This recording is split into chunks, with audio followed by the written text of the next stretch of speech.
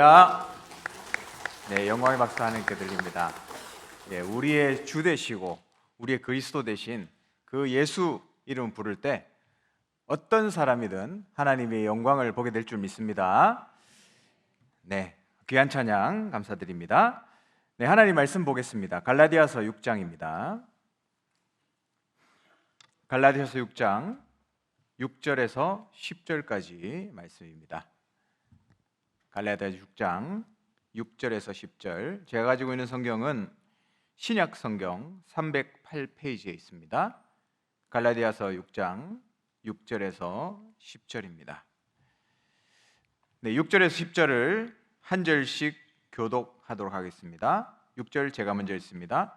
가르침을 받는 자는 말씀을 가르치는 자와 모든 좋은 것을 함께 하라. 스스로 속이지 말라. 하나님은 업신여김을 받지 아니하시나니 사람이 무엇으로 심든지 그대로 거두리라. 자기의 육체를 위하여 심는 자는 육체로부터 썩어질 것을 거두고 성령을 위하여 심는 자는 성령으로부터 영생을 거두리라. 우리가 선을 행하되 낙심하지 말지니 포기하지 아니하면 때가 이름에 거두리라. 같이 읽겠습니다. 그러므로 우리는 기회 있는 대로 모든 이에게 착한 일을 하되 더욱 믿음의 가정들에게 할지니라. 아멘. 네, 이번 주간은 렘넌트 리더 대회가 이제 시작되는 주간입니다. 오늘부터 리더 대회가 시작이 되고요. 다음 주는 세계 렘넌트 대회가 있고, 그 다음 다 끝나고 나서 또 우리 교회 자체적으로 하나 렘넌트 대회가 진행이 되죠. 3주간의 또 각 부서 간의 귀한 훈련들과 또 집중을 통해서 정말 우리 렘넌트들이 하나님 나라의 망대로 세워지고 황제를 살리는 그 영적 황제의 축복이 우리 렘넌트들에게 있도록 여러분 기도해 주시기를 바랍니다. 또 이번 주간에 주신 말씀을 여러분 기억하시죠? 양의 목자이신 이 부활하신 우리 주 예수님입니다. 그리스도시죠. 그리스도께서 나의 그리스도가 되시는지 한번 생각해 보시기 바랍니다. 예수님께서는 나의 주가 되시는지, 나의 주관자 되시고 나의 통치자 되시는지 한번 생각해 보시기 바랍니다. 그냥 주는 그리스도시요 살아계신 하나님의 아들이십니다 고백하는 것이 아니라 진짜 그것이 나의 고백이 돼야 돼요. 그러면 그 부활의 능력의 주님이 내게 역사하시기 시작하는데 나에게 어떤 역사가 일어납니까? 내가 보좌와 통하는 역사가 일어나게 돼 있다 했습니다. 그리고 내가 가는 현장에 부활의 능력이 나타나게 돼 있다 했습니다. 그럼 어떤 일이 일어나겠어요? 내가 가는 현장에 하나님 나라 임하고 흑암이 무너지고 생명의 역사가 일어나겠죠. 또 하나님께서는 그 축복을 누린 자에게 미래의 축복을 누리는, 미래와 연결되는 응답을 주실 것이다 말씀을 받았습니다. 여러분, 나의 그리스도 되시고 나의 주 되시는 그 예수 그리스도의 이름을, 그 권세의 이름을 부르시고 사용하는 한 주간 되시기를 주님의 이름으로 축원합니다. 이번 주간에 주신 언약의 말씀 붙잡고 오늘 또 갈라디아서 6장의 말씀으로 오늘 수요 예배로 하나님께 인도를 받습니다. 오늘 본문에 읽지는 않았지만 여기 6장 1절에 보면 2절까지 보니까 형제들아 사람이 만일 무슨 범죄한 일이 드러나거든 신령한 너희는 온유한 심령으로 그러한 자를 바로잡고 너 자신을 살펴보아 너도 시험을 받을까 두려워하라 했습니다. 너희가 서로 짐을 지라 그리하여 그리스도의 법을 성취하라 이렇게 말씀하고 있습니다. 한마디로 1절에 교회 안에 어떤 사람이 범죄한 일이 생겼다라고 한다면 온유한 심령으로 그러한 자를 바로잡으라 라고 말씀하고 있죠. 그 말은 정죄하고 까내리라는 말이 아닙니다. 다른 말로 하면 회복할 수 있도록 도와라. 용서하고 그 사람을 살려라. 그 말씀을 오늘 하고 있는 거죠. 그래서 오늘 2절에 보니까 너희가 짐을 서로 져라 했습니다. 짐을 서로 지라. 그 반대는 뭘까요? 다른 사람의 짐을 들어주지 말라는 거죠. 그 말은 정죄하고 무시하고 쳐내는 것을 얘기합니다. 복음이 아니죠. 그래서 서로 짐을 져라 했습니다. 그 근거는 오늘 읽지 않았지만 5장 14절에 나옵니다. 이 14절에 보면 온 율법은 내 이웃 사랑하기를 네 자신같이 하라 하신 말씀에서 이루어졌다라고 얘기하고 있습니다. 그 넘어진 자가, 그렇죠? 나랑 상관없는 사람이면 그냥 쉽게 정죄하고 내칠 수 있겠죠. 근데 그 범죄하고 넘어진 사람이 내 가족이라면 내가 어떻게 하겠습니까? 내 자녀라면 어떻게 하겠어요? 다시 일어설 수 있도록 살리는 것이 마땅한 일입니다. 우리는 그리스도 안에서 다 가족이잖아요. 한 몸입니다. 그래서 일어설 수 있도록 살리는 역할을 해야 되는 거죠. 그러면서도 오늘 5절에 보면 이렇게 말합니다. 각각 자기의 짐을 질 것이라 했습니다. 우리도 언제든지 넘어질 수 있는 존재이기 때문이에요. 그래서 날마다 우리는 우리 스스로를 하나님 앞에 세워야 되는 겁니다. 짐이라는 부분, 우리가 잘 아는 성경 말씀 중에 또 한 군데 나오죠. 마태복음 11장 28절에 보니까 수고하고 무거운 짐진 자들아 다 내게로 오라 내가 너희를 쉬게 하리라. 나는 마음이 온유하고 겸손하니 나의 멍에를 메고 내게 배우라 했습니다. 왜냐하면 내 멍에는 쉽고 내 짐은 가벼움이라. 그리하면 네 마음이 쉼을 얻으리라 했습니다. 나의 짐을 내려놓고 그리스도의 짐을 지라는 거죠. 그리스도의 짐은 내가 힘을 내는 게 아니라 내가 힘을 빼는 겁니다. 하나님이 하시도록 내어드리는 게 그리스도의 짐을 지는 것입니다. 언약을 붙잡고 기다리는 거죠. 그래서 내 짐은 쉽고 가볍다 했습니다. 근데 우리는 체질상, 우리의 깊은 뿌리와 체질상 이 그리스도의 짐을 진다는 것이 가볍고 쉬운 게 아니라 무겁고 버겁게 느껴지잖아요. 항상 무겁고 버겁게 느껴집니다. 다른 말로 하면 언약 잡고 기다리는 게 더 불안하고 답답한 그런 상황들이 많이 있습니다. 빨리 무슨 짐이라도 지고 날라야 되는 게 우리의 체질이잖아요. 어떤 짐이라도 빨리 지기를 원합니다. 내가 어떤 다큐멘터리 인터뷰를 하는 걸 봤는데 어떤 20대 후반 청년이 본 분들 있을 거예요. 열심히 일하는데 매출이 월 1,000만 원이에요. 아침 7시부터 시작해서 밤 10시까지 일한다 하더라고요. 근데 이 친구가 청소년 17세부터 10년 넘게 지금 이렇게 일을 하고 있어요. 10년 동안 우리말로 미친 듯이 일을 했는데 단 한 번도 3일 이상 쉬어본 적이 없대요. 그만큼 이제 인생을 갈아 넣은 거죠. 그러면서 이제 인터뷰를 하는 중에 속에 있는 이야기 하게 되잖아요. 그래서 왜 이 일이 좋으냐, 일하는 게 좋냐라고 하니까 일이 좋아서 하는 게 아니라 불안해서 열심히 산대요. 불안해서 열심히 산다. 너무 불쌍하지 않습니까?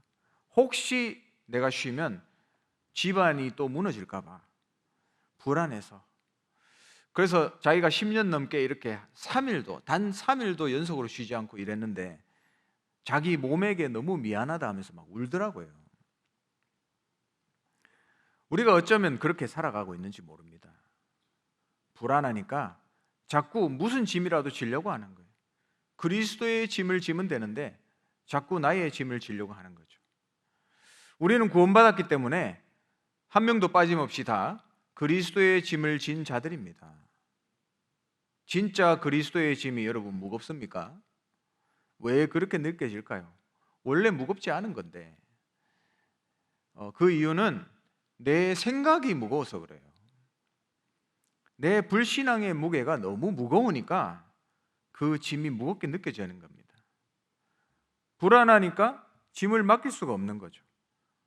불신앙을 내려놓으면 짐도 가벼워지는데 이 원래 가벼운 짐을 내 스스로 무겁게 만드는 거예요.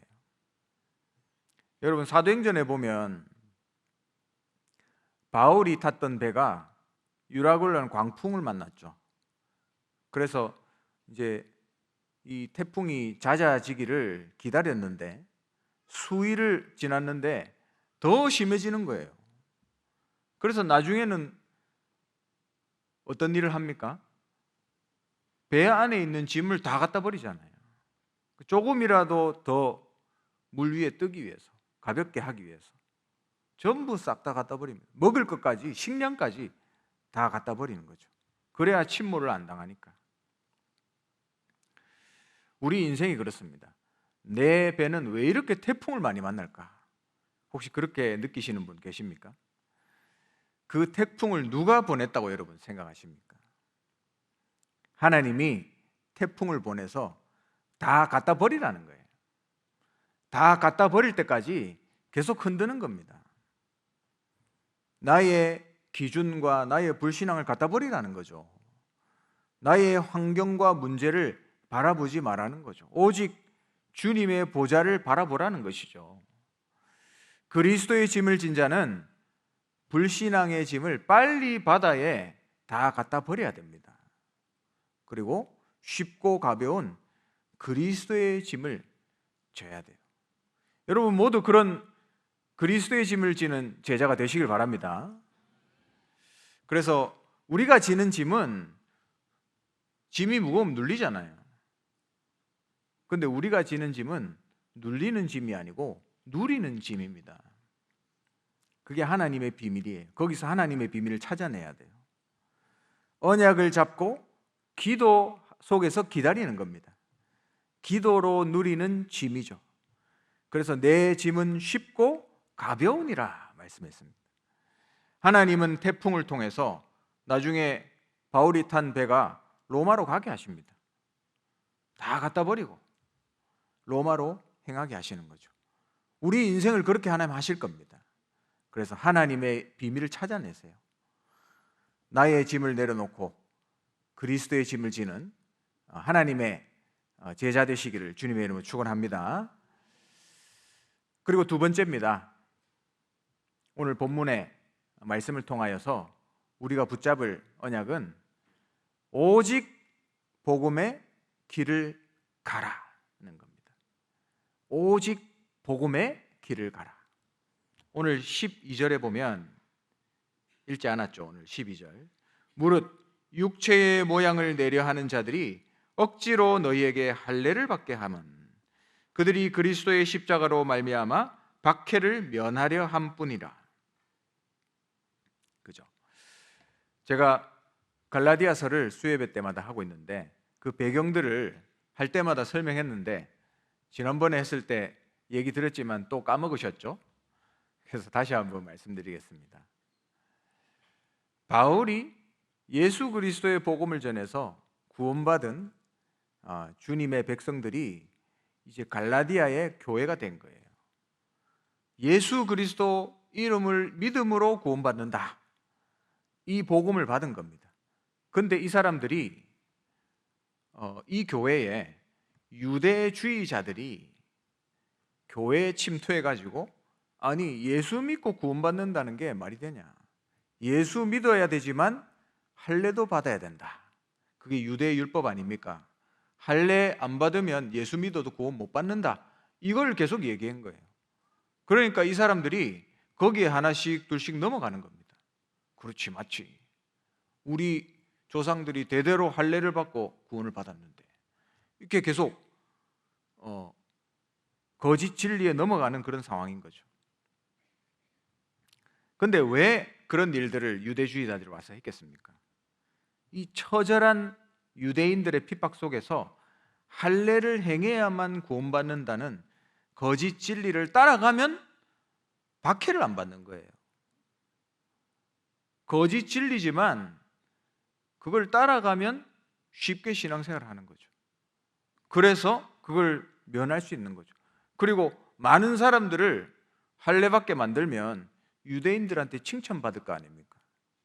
그래서 이 유대주의자들이 교회 안에서 이런 짓을 하고 있는 겁니다. 그래서 너희의 육체로 자랑하게 함이라.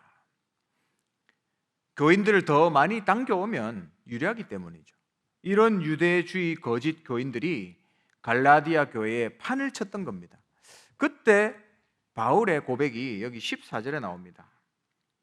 보면, 그러나 내게는 우리 주 예수 그리스도의 십자가 외에 결코 자랑할 것이 없으니 그리스도로 말미암아 세상이 나를 대하여 십자가에 못 박히고 내가 또한 세상을 대하여 그러하니라 말씀했습니다. 나는 세상에 대해 십자가에 못 박혔다. 죽었다 그 말이죠. 세상 핍박, 두려움, 나는 거기에 타협하지 않는다. 이 말을 하고 있는 거예요. 할례냐 무할례냐, 그게 구원의 기준이 아니라는 겁니다. 우리는 재창조된 피조물이다. 오늘 성경에 말씀하고 있죠. 그래서 6장 17절에 보면 바울이 마지막으로 갈라디아서 마지막에 이렇게 말씀합니다. 이후로는 누구든지 나를 괴롭게 하지 말라. 제발 이런 거짓 진리에 속아서 나에게 근심을 가지게 하지 말라 이 말입니다. 그 할례 받으면 구원받는다는 말도 안 되는 거짓 진리에 빠지지 마라. 그러면서 이렇게 말합니다. 내가 내 몸에 예수의 흔적을 지니고 있노라 말씀하죠. 여러분, 유대주의자들이 저렇게도 몸에 표식을 하는 할례. 할례는 몸에 표식하는 거잖아요. 표피를 베고 표식하는 거잖아요. 그 표시하는 게 중요하다고 생각하냐? 나는 할례가 아니라 내 몸에 그리스도의 흔적을 지니고 있다. 그리스도의 흔적이 뭡니까, 여러분? 바울이 복음 전하다가 채찍에 맞고 돌로 찍히고 태형 맞아서 남은 몸에 수많은 상처들입니다. 복음을 위하여 내 몸에 이렇게 많은 표식이 남겼다. 할례와 무할례가 중요한 게 아니라는 거예요. 예수 그리스도로 말미암아 구원받는다라는 것을 계속 말씀하고 있는 겁니다. 그래서 여러분, 이 시대는 진리와 비진리의 싸움입니다. 진리와 진리 같은데 자세히 보면 안 진리의 싸움이에요. 여러분, 거기에 눈을 뜨셔야 됩니다. 제가 지난주에 해외 1차 합숙에 다녀왔습니다. 24개국에 70명의 외국 사람들이 와서 훈련을 받았습니다. 거기 보니까 바누아투, 파푸아 뉴기니, 또 아프리카 사람들, 또 러시아 쪽에서 온 분들, 여러 사람들이 왔더라고요. 근데 거기 바누아투 사람들 중에 영어를 하는 사람들이 대부분인데 또 프랑스어를 하는 사람들도 있더라고요. 그래서 프랑스어 통역을 해야 돼서 프랑스 현지 목사님이 오셨어요. RTS 출신인데 지금 이제 파리에서 목회를 하고 있습니다. 그래서 이번에 많은 얘기를 나눴는데 파리에다가 교회를 세웠다 하더라고요. 너무 감사한 일이죠. 지금은 소수로 모이는데 이제 시작하는 단계라고 하더라고요. 그래서 거기서 이제 교회를 세우고 지역을 분석하다 보니까 그 지역에 아주 큰 성당이 있더래요. 그래서 그 성당에 일부러 찾아갔답니다. 굉장히 유명하고 지역에 엄청난 영향을 주는 성당이에요. 그 신부님을 만나서 나는 개신교 교회 목사인데 얼마 전에 이쪽 근처에 교회를 세웠습니다. 인사드리러 왔다라고 얘기를 하니까 그분이, 그 신부님이 하는 얘기가 너무 잘 오셨습니다 하면서 이 교회 부근에 이 성당 부근에 개신교 교회들이 많다는 거예요. 그러면서 그 목사님들 주기적으로 만나서 신앙 교류를 하고 있다, 이런 얘기를 했다 하더라고요. 그 말은 무슨 말이죠, 여러분? 그 개신교 목사들이 신부님하고 영적으로 통한다는 말이죠. 신앙이 통하고 믿음이 통한다는 말이죠.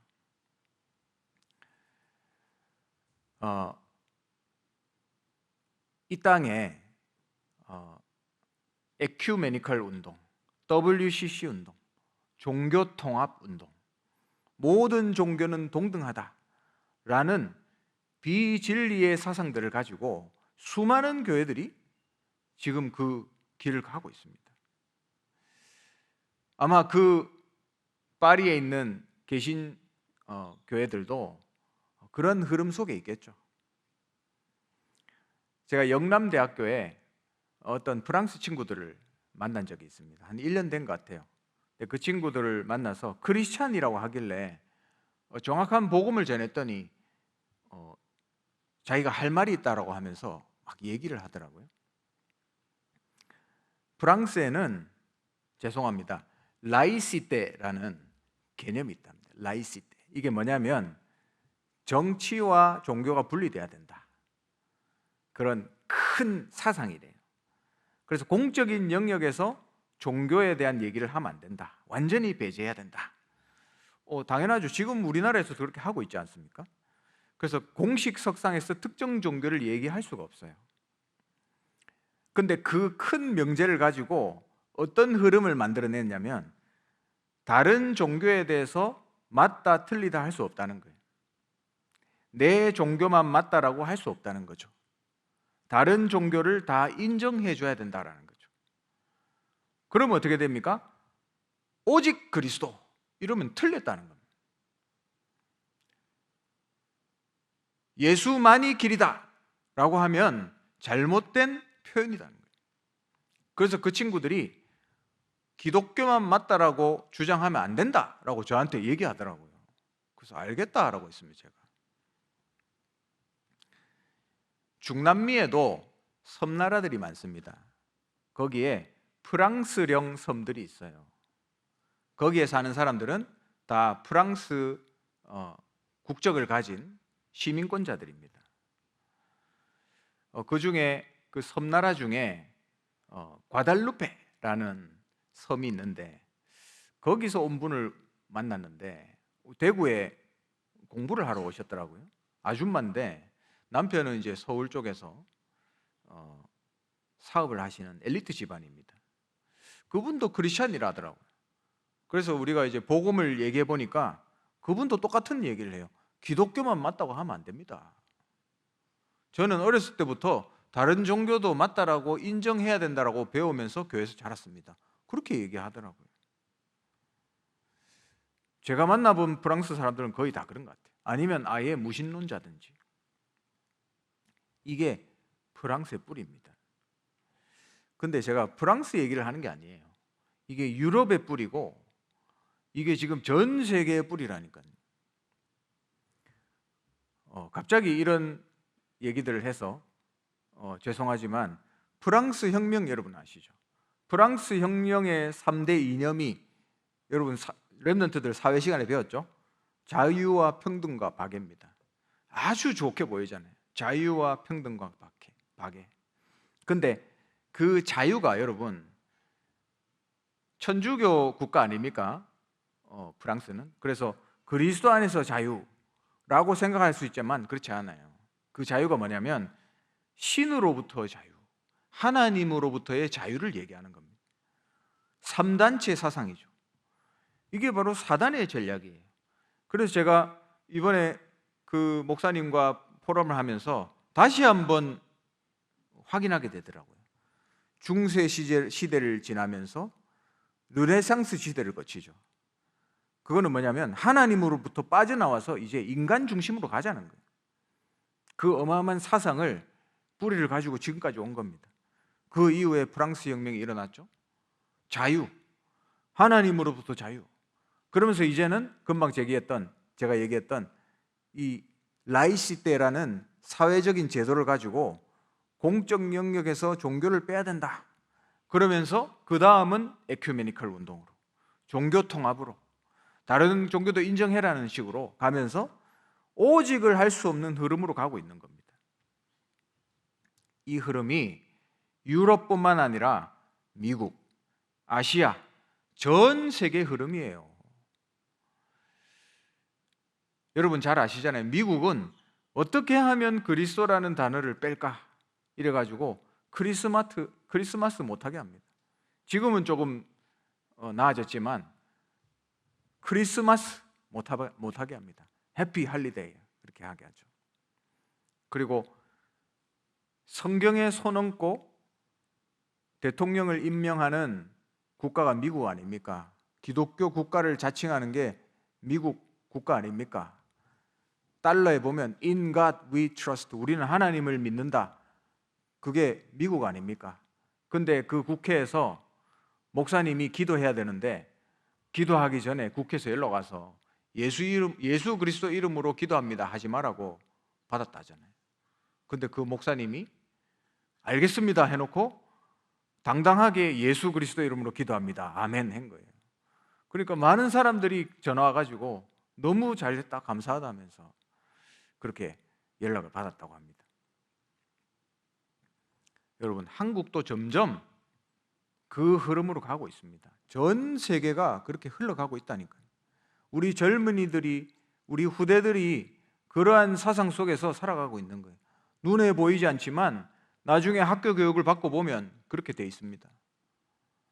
이게 흑암의 흐름이고 사단이 지금 이걸 붙잡고 있는 거예요.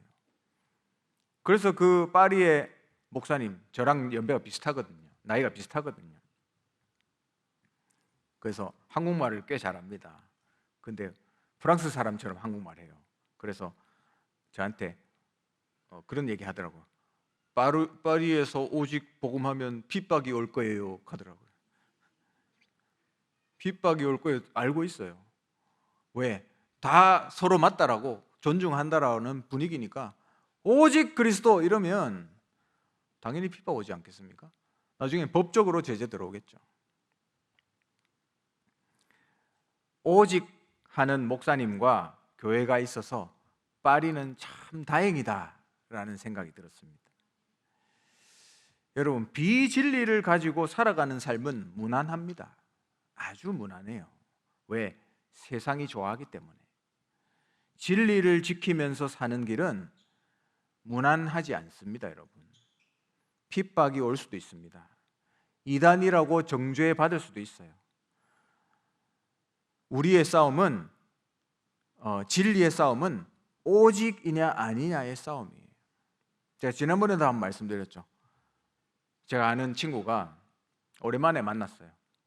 경기도에 큰 교회 다닌다 하더라고요. 한 8,000명 모인답니다. 그래서 요즘 신앙생활 잘 되고 있냐 하니까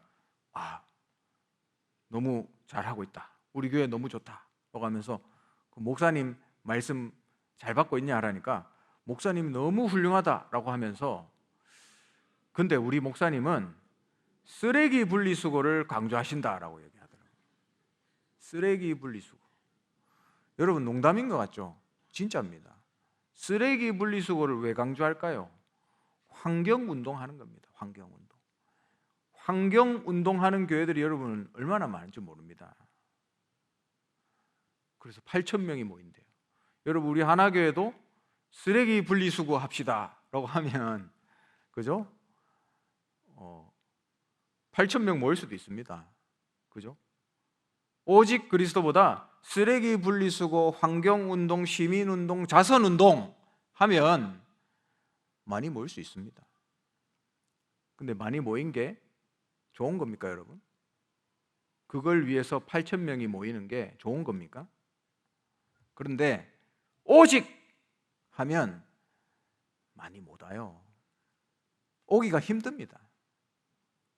거기다 또 이단이라고 하네. 더 힘듭니다. 그러니까 우리 하나교회는 진짜 오직 복음 이거에 담당자들이 아니면 있을 수가 없는 곳이에요. 여러분은 참 하나님 은혜로 오직 복음이 뭔지 맛을 보고 답을 낸 사람들이잖아요. 그래서 여기 앉아 계시잖아요. 그렇죠? 여러분 끝까지 오직 그리스도 하시기 바랍니다. 주는 그리스도시요 살아계신 하나님의 아들이십니다. 예수는 그리스도, 예수는 우리의 주님이시다. 이번 주 강단 말씀에도 오직 그리스도의 말씀이 선포됐습니다. 그죠? 우리 하나교회는 주님 재림 오실 때까지 이 오직 복음하는 교회가 되기를 주님의 이름으로 축원합니다. 말씀을 맺겠습니다. 오늘 성경에 보니까 육체를 위하여 심는 자는 썩어질 것을 거둔다 했습니다. 비진리로 살아가는 인생이라는 거죠. 성령을 위하여 심는 자는 성령으로부터 영생을 거두리라. 선을 행하되 낙심치 말라, 포기하지 말라. 그러면서 때가 이르면 거두리라 말씀하고 있습니다. 진리 안에서 성령으로 살아가고 성령을 위하여 심는 인생, 영생을 거둔다 약속하고 계시죠. 오직으로 살아가는 인생, 여러분 금방 열매 안 날 수도 있습니다. 그러나 하나님은 때가 이름에 반드시 거두게 하실 거예요. 그래서 오직 복음을 필요로 하고 오직 복음에 반응하는 절대 제자들을 만나게 할 겁니다. 어떤 제자들을 하나님 만나게 하실 거냐? 복음을 위하여 남은 자 만나게 할 겁니다. 복음을 들고 가는 순례자 만나게 하실 겁니다. 오직 복음을 가지고 현장을 정복하는 정복자 하나님 만나게 하실 거예요. 또 이사 간 것 같은데 아니에요. 복음 때문에 흩어진 자. 그죠? 이사한 줄 알았는데 아니에요. 세계복음화, 그 지역 복음화하기 위해서 하나님 부르신 거죠. 지역을 위해서 파수꾼, 정탐꾼, 그리고 우리 모든 중직자들이 받을 응답, 지역의 복음으로 길을 드는 자, 이 사람들을 만나게 하실 겁니다. 나 여호와가 때가 되면 이루리라 말씀하셨죠.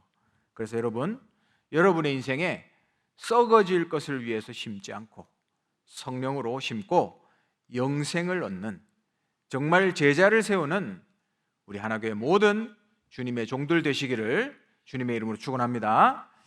지금은 모든 문제를 해결자 되신 주 예수 그리스도의 크신 은혜와 하나님의 영원하신 사랑하심과 성령의 내주인도 역사 충만하심이 비진리 앞에 오직 그리스도의 진리를 선포하며 날마다 예수가 그리스도 되시며 주 되심을 선포하기 원하는 사랑하는 우리 모든 하나교회 주의 백성들 머리 위에 오늘부터 시작되는 모든 렘넌트 훈련과 대회 위에 지금부터 영원토록 항상 함께 있을지어다. 아멘.